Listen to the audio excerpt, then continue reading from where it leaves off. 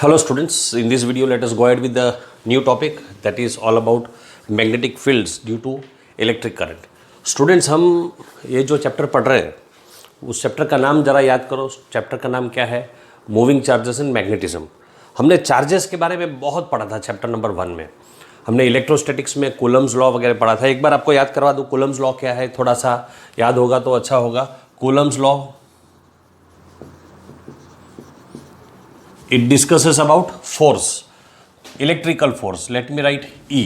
Electrical force का formula है 1/4 pi epsilon naught Q1 Q2 by R square. So you can say electric force depends upon charge, product of charge Q1 Q2, and it is inversely proportional to square of the distance. What is epsilon naught? Epsilon naught is called as permittivity of free space. Permittivity of free space. Free space means vacuum. That was Coulomb's law. एक ऐसा ही law हम यहाँ study करने जा रहे हैं. That is Biot Savart's law. You call it as Biot Savart's law. Biot में BIOT में T साइलेंट है and some people also pronounce it as Bio Savart's law. Both are fine. Biot Savart's law हम स्टडी करने वाले हैं, लेकिन उससे पहले मैं आपको कुछ छोटी छोटी बातें एक बार याद करवाना चाहता हूँ स्टूडेंट्स. सबसे पहली बात तो मैं प्रोडक्ट रूल थोड़ा सा रिवीजन करना चाहता हूँ. Product rule of vectors. What is the product rule of vectors? Let me revise once again. Students, you know, when you multiply two vectors, the multiplication can be done in two ways. One is A dot B. A dot B का product आपको scalar मिलेगा और उसकी value होती है AB cos theta, और दूसरा product है A cross B. A cross B will give you a vector और उसका फॉर्मूला होता है A cross B is equal to AB sine theta. अब अगर ये वेक्टर है, A is the magnitude of vector A, B is the magnitude of vector B, theta is the angle between A and B. अब अगर ये vector है इसका answer, तो ये तो वेक्टर नहीं है, तो वेक्टर इंडिकेट करने के लिए हम ऐसा एक छोटा सा यूनिट वेक्टर लिख देते हैं n कैप. अब अगर ये वेक्टर है तो इसका डायरेक्शन कौन सा होगा? तो उसका डायरेक्शन समझने के लिए आप ऐसे समझो, अगर ये वेक्टर A है, ये वेक्टर B है, तो हमारा जो वेक्टर होगा वो दोनों को परपेंडिकुलर होगा. तो ये होगा A क्रॉस B. अगर मैं उसको प्रॉपरली ड्रॉ करूं, if this is A, this is B, so this will be A cross B. ये जो वेक्टर है A क्रॉस B, वो A को भी परपेंडिकुलर है, B को भी परपेंडिकुलर है. और अगर A एंटी क्लॉकवाइज डायरेक्शन में रोटेट करता है तो ये ऊपर जाएगा, और अगर क्लॉकवाइज डायरेक्शन में रोटेट करता है तो नीचे जाएगा. Right hand rule is obeyed. This are the basic concepts. वैसे ये आप सब लोगों ने 11th स्टैंडर्ड में पढ़ा था, लेकिन मैंने थोड़ा सा रिवाइज कर दिया क्योंकि इस कॉन्सेप्ट की जरूर हमको पढ़ने वाली है. हमने इस चैप्टर में आगे स्टडी किया था force due to magnetic field. Lorentz force का फॉर्मूला स्टडी किया था. तो ऐसी बहुत सारी चीज़ें आप पढ़ चुके हो. Force due to magnetic field. अब सवाल ये उठता है कि मैग्नेटिक फील्ड प्रोड्यूस कैसे होता है. अब देखो बच्चों, मैग्नेटिक फील्ड जो होता है ना, वो दो तरीके से प्रोड्यूस होता है. ये भी आप जानते हो. जैसे कोई चार्ज, स्टेशनरी चार्ज होता है, stationary charge electric field produce करता है, इलेक्ट्रिक फील्ड. वैसे ही मूविंग चार्ज जो होता है वो मैग्नेटिक फील्ड प्रोड्यूस कर रहा है. Moving charge produces magnetic field. Stationary charge produces electric field. Moving charge produces magnetic field. Electric field is denoted by E, magnetic field is denoted by B. Both are vector quantities. But there is a small thing that you need to understand here कि moving charge जब motion में होता है कोई charge, तो दो type का motion होता है, uniform motion and non uniform motion. हम सिर्फ यूनिफॉर्म मोशन को इस समय डिस्कस करेंगे. देखो, नॉन यूनिफॉर्म मोशन में भी मैग्नेटिक फील्ड प्रोड्यूस होता है, लेकिन उस मैग्नेटिक फील्ड के साथ साथ इलेक्ट्रोमैग्नेटिक वेव्स भी प्रोड्यूस होते हैं, और हमें इस समय इलेक्ट्रोमैग्नेटिक वेव्स के कॉम्प्लिकेशंस में नहीं जाना है. तो हम सिर्फ और सिर्फ मूविंग चार्जेस, और कैसे मूविंग चार्जेस, जो यूनिफॉर्म मोशन में होते हैं. तो देखो बच्चों, मैग्नेटिक फील्ड प्रोड्यूस करने का ये एक तरीका है चार्ज को मोशन में लाना. वैसे मैं आपको याद करवा दूं कि जब कोई चार्ज मोशन में होता है और यूनिफॉर्म मोशन में होता है तो हमें इलेक्ट्रिक करंट मिलता है. यानी कि इलेक्ट्रिक करंट की वजह से मैग्नेटिक फील्ड प्रोड्यूस होता है। वही तो ऑर्स्टेड का एक्सपेरिमेंट था, याद करो। ऑर्स्टेड का एक्सपेरिमेंट क्या था? जब किसी वायर में से करंट फ्लो होता है तो उसके आसपास में रखे हुए मैग्नेटिक नीडल में डिफ्लेक्शन होता है। That was the Oersted's experiment, you remember that. So this is one thing, magnetic field can be produced by a moving charge. It also can be produced due to intrinsic. What is the meaning of intrinsic? Inbuilt properties. किसी substance की अपनी natural property होती है। Intrinsic magnetic moments of the particles within the substance. What is this magnetic moments? वो हम इसी chapter में आगे स्टडी करेंगे और फिर डिटेल में इसके बाद जो नेक्स्ट चैप्टर है उसमें भी स्टडी करेंगे। तो right now let us not go into this. हम सिर्फ मूविंग चार्जेस की वजह से जो मैग्नेटिक फील्ड प्रोड्यूस होता है उसी को डिस्कस करेंगे। चलो स्टडी करते हैं मूविंग चार्जेस की वजह से प्रोड्यूस होने वाला मैग्नेटिक फील्ड। स्टूडेंट्स इमेजिन करो कि ये कोई कंडक्टर है। This is a conductor. कैसा कंडक्टर है? Finite conductor. इनफाइनाइट लेंथ नहीं है इसका, इसका लेंथ कैसा है? फाइनाइट है। इस कंडक्टर का हम छोटा सा एक एलिमेंट ले लेते हैं। देखो कोई किसी भी कंडक्टर का जो छोटा सा एलिमेंट होता है उसको हम कैसे डिनोट करते हैं? Length element dl। और इसका डायरेक्शन कैसा होता है? तो इस डायरेक्शन में होगा। अगर मैं dl को वेक्टर कंसिडर करता हूं तो it will be along the tangent. ये कोई पॉइंट है P जहां पर हमें मैग्नेटिक फील्ड डिटेक्ट करना है। इस कंडक्टर में से करंट फ्लो करता है I। देखो जब करंट फ्लो करता है तो क्या फ्लो करता है? चार्जेस फ्लो करते हैं। कैसा करंट है? स्टेडी करंट है। Steady current I, steady, because we want charges to be in uniform motion, so we will have steady current. So the current I flows through the conductor. dl is any small element of the conductor. इस छोटे से element में से जो charge flow करता है उसकी वजह से किसी पॉइंट P पर मुझे मैग्नेटिक फील्ड ढूंढना है। तो यहां पर जो मैग्नेटिक फील्ड ढूंढना है ये P, ये dl से P तक का जो डिस्टेंस है उसको हम डिनोट करेंगे R. So this distance is R and we will consider it as a vector R. So this is the position vector. What is R? It is the position vector of point P. It denotes distance. Then the magnetic field at point P we will denote as dP, dB. उसके magnitude की बात करता हूं। याद रखो magnetic field is also a vector quantity, और अगर वो वेक्टर क्वांटिटी है तो उसका डायरेक्शन भी होता है। डायरेक्शन की बात बाद में करते हैं, पहले मैग्नीट्यूड की बात करते हैं। आपको पता है मैग्नीट्यूड ऐसे लिखते हैं। तो ये मैग्नीट्यूड कौन कौन सी चीज़ों पर डिपेंड करता है? वो सबसे पहले तो करंट पर डिपेंड करता है। So it is directly proportional to current. ज़्यादा करंट होगा तो मैग्नेटिक फील्ड ज़्यादा होगा, करंट कम होगा तो मैग्नेटिक फील्ड कम होगा। Then magnetic field also depends upon the length dl. So it depends upon the length dl. It is directly proportional to dl. Length बड़ा होगा तो मैग्नेटिक फील्ड ज़्यादा होगा, लेंथ कम होगा तो मैग्नेटिक फील्ड कम होगा। And it is also proportional to the square of the distance. So like Coulomb's law, Biot-Savart's law also is an inverse square law. So if I combine this, I can write the magnitude of the magnetic field is directly proportional to I dl cross r upon r cube. मैंने r cube क्यों लिखा है अभी थोड़ी देर में discuss करेंगे। So it is directly proportional to I dl cross r। मैंने क्रॉस क्यों लिखा है चलो वो समझ लेते हैं। देखो स्टूडेंट्स, अगर मैग्नेटिक फील्ड वेक्टर क्वांटिटी है तो उसका कोई ना कोई डायरेक्शन होता है, और वो डायरेक्शन जो है it is perpendicular. Direction is perpendicular to the plane of dl and r।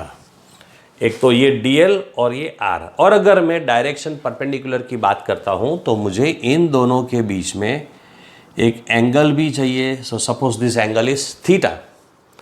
तो direction is perpendicular to plane of DL and are.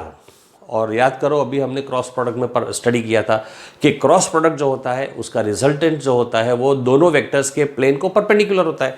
तो यहाँ पर हमारा जो मैग्नेटिक फील्ड है उसका डायरेक्शन क्योंकि इन दोनों के प्लेन को परपेंडिकुलर है, इसलिए हम यहाँ पर क्रॉस प्रोडक्ट लिखते हैं।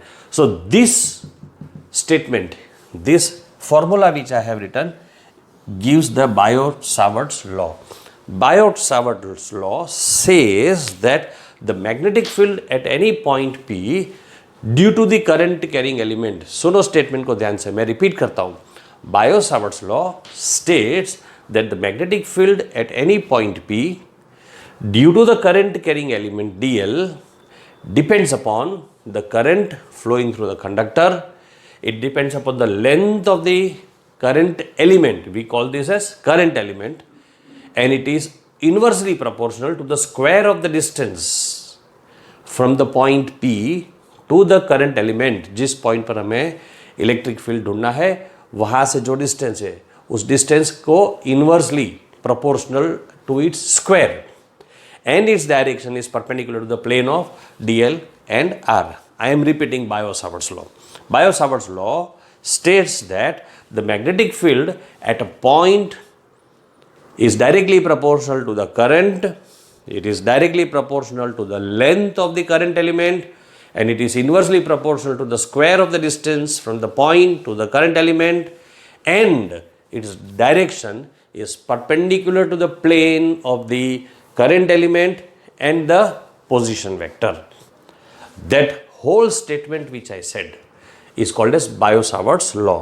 ये अभी जो स्टेटमेंट मैंने बोला थोड़ा सा वीडियो को बैक करके फिर से आप सुन सकते हो।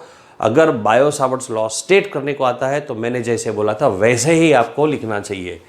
एक बार आप वीडियो को बैक करके फिर से इस स्टेटमेंट को सुन सकते हो, ठीक है।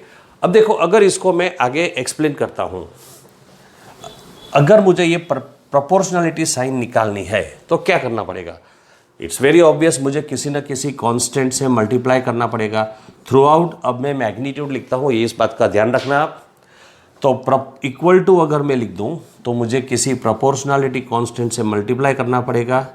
ये है अपना proportionality constant mu naught upon 4 pi into I D L cross R upon R cube. याद रखो, dl क्रॉस r का मैंने मैग्नीट्यूड लिखा है, ये भी वेक्टर होता है। तो हम इस फॉर्मूला में यहाँ डायरेक्शन नहीं लिख रहे, डायरेक्शन मैंने आपको समझा दिया, it is along the perpendicular to the plane of this two vectors. मैं सिर्फ मैग्नीट्यूड लिख रहा हूँ, इसलिए दोनों साइड मैंने मैग्नीट्यूड का नोटेशन डाला है। Mu naught by 4 pi is called as a proportionality constant. Proportionality constant को थोड़ी देर में ज़रा डिटेल में डिस्कस करेंगे। अब अगर मैं इसको सिंप्लीफाई करता हूँ, याद करो vector A cross vector B होता है A B sine theta multiplied by N cap, और अगर मैं इन दोनों का मैग्नीट्यूड लिखता हूँ तो मुझे इस एन कैप की जरूरत नहीं पड़ेगी। तो डी एल क्रॉस आर मुझे लिखना होगा, तो according to this formula you will have to write D L multiplied by R multiplied by sine theta, where theta is the angle between dl and r. So I can write this formula as magnitude of dB is equal to mu naught upon 4 pi multiplied by I dl r sin theta upon r cube। r cancel हो जाएगा तो नीचे हो जाएगा r square. तो फिर आ गया ना आपको inverse square law. Let me rub this diagram and continue with the explanation of the formula here. That means I can now write magnitude of dB is equal to mu naught by 4 pi into I dl sin theta upon r square. So that formula discusses every part of our statement. According to the Biot-Savart's law, the magnetic field, magnitude of the magnetic field is directly proportional to current, it is directly proportional to the length of the current element, and it is inversely proportional to the square of the distance between the point to the conductor. और एक चीज है, it also depends upon the angle between the current element and the displacement vector. ये एक बात हो गई। दूसरी बात, its direction is perpendicular the plane of DL and R। चलो अब इसके बारे में डिस्कस करते हैं, ये जो प्रोपोर्शनलिटी कांस्टेंट है। बच्चों कूलम्स लॉ में जैसे एप्सिलॉन नॉट था, क्या था याद करो, epsilon not.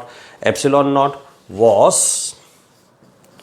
Permittivity of free space, वैसे ही यहां पर हमारे पास परमिएबिलिटी होती है। Mu not is called as permeability of free space, means free space means vacuum, mu naught is the permeability of vacuum। चलो इसका म्यू नॉट का यूनिट बनाते हैं, याद करो dB, B जो है मैग्नेटिक फील्ड, इसका यूनिट मैं पहले डिस्कस कर चुका हूं। B का यूनिट होता है टेस्ला। ये हो गया mu naught upon 4 pi multiplied by I current है, उसका यूनिट होता है एम्पियर। DL मीटर है। देखो इसका 4 पाई का तो कोई यूनिट नहीं होता है, साइन थीटा का भी कोई यूनिट नहीं होता है, और R डिस्टेंस है, डिस्टेंस का यूनिट मीटर, R स्क्वायर है तो मीटर स्क्वायर। एक मीटर कैंसिल हो गया, ये इधर आ गया, तो mu not is equal to tesla metre पर एम्पियर, या आप ऐसे भी लिख सकते हो टेस्ला मीटर पर एम्पियर। ये हो गया म्यू नॉट का unit. So students, this is the unit of permeability of free space. Take some time and pause the video, copy the explanation which I have written on the board. I will rub the board and proceed further with the explanation. चलो students continue करते हैं, कुछ और छोटी छोटी बातें हमको समझनी है। सबसे पहली बात तो म्यू नॉट की वैल्यू। म्यू नॉट की वैल्यू क्या होती?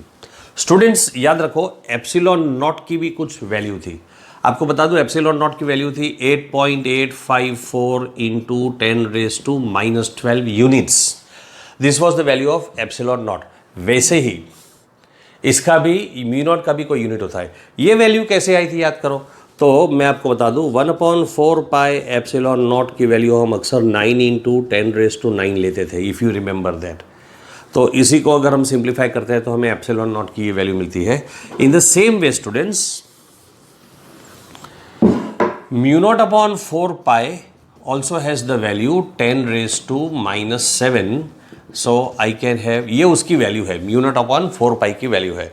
सो I can write mu not is equal to 4 pi into 10⁻⁻7 tesla metre पर ampere. Please remember this value.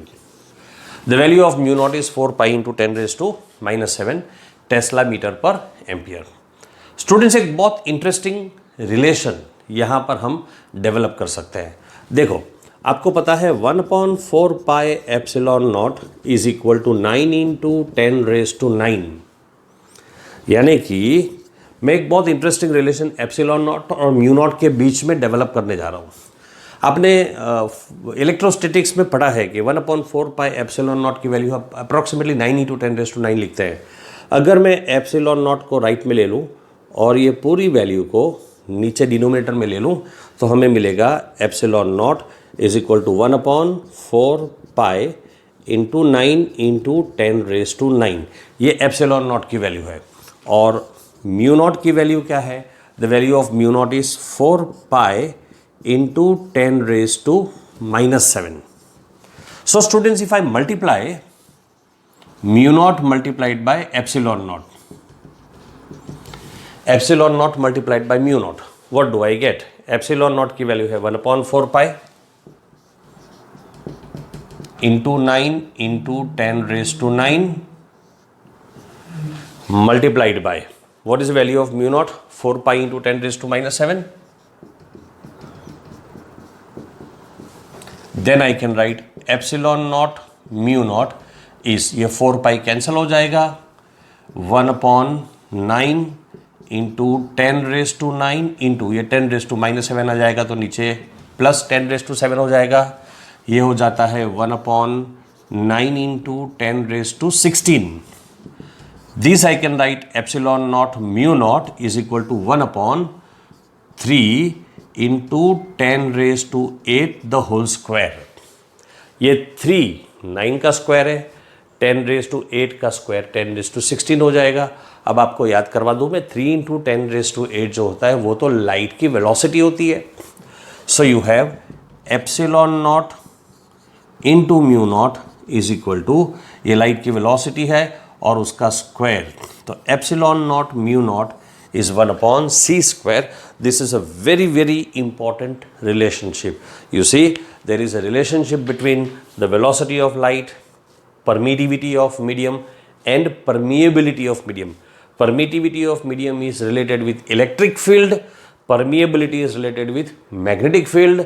Electric field and magnetic field को light की velocity से कोई ना कोई लेना देना है, क्योंकि light is a electromagnetic wave, याद रखो। बहुत डिटेल में आप इसको चैप्टर नंबर 8 में स्टडी करोगे। ये पूरा जो मैथमेटिकल एक्सप्लेनेशन मैंने लिखा है, फटाफट वीडियो को पॉज करो और कॉपी कर लो। I want to rub the board.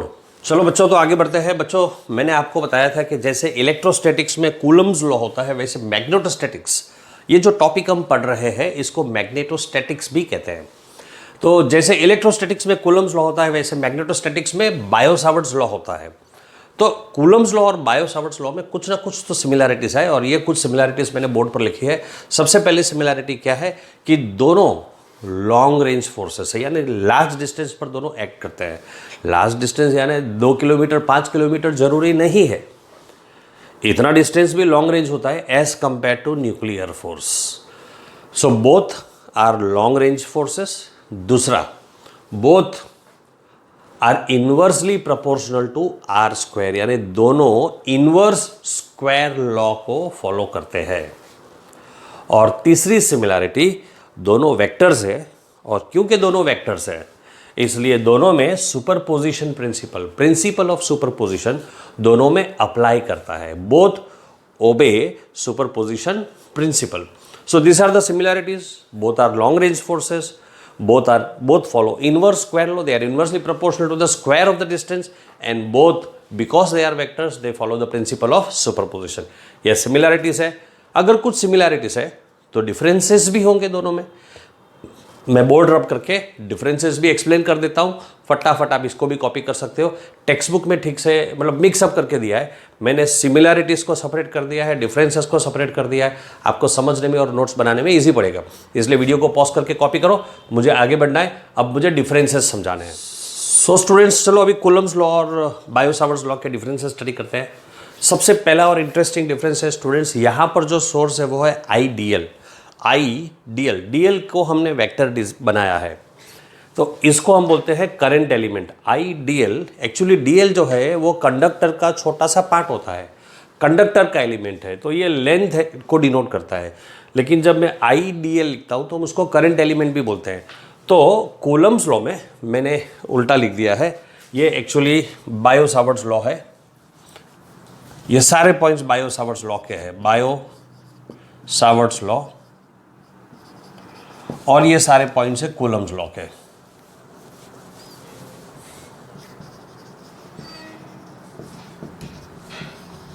तो स्टूडेंट्स, बायो-सावर्ट्स लॉ में सोर्स कौन सा होता है? Ideal, current element. और कूलम्स लॉ का सोर्स कौन सा होता है? Charge.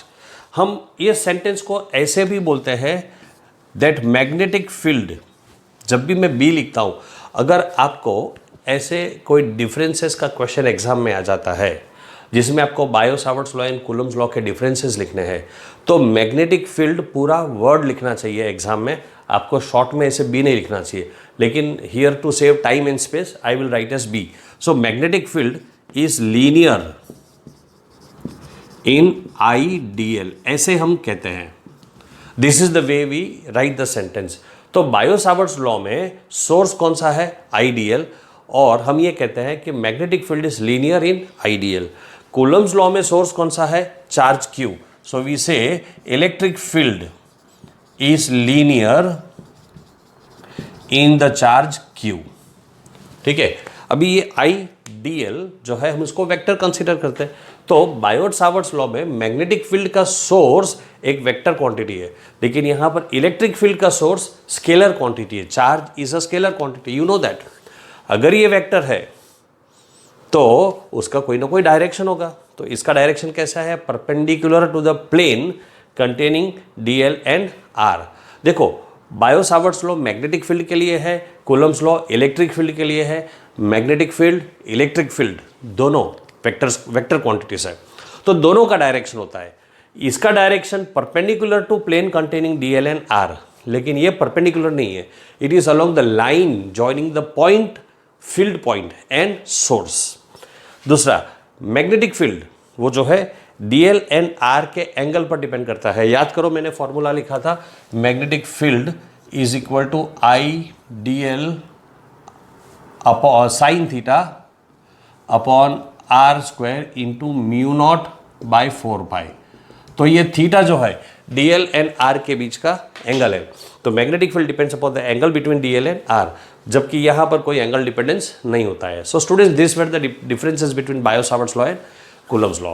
So there we finish the topic Bio-Savart's law. In the next topic, in the next video, there is a very interesting derivation, mathematical derivation of magnetic field along a charged loop, current carrying loop. We will see the derivation in the next video. Let us go ahead with the next video. That is enough in this video lecture.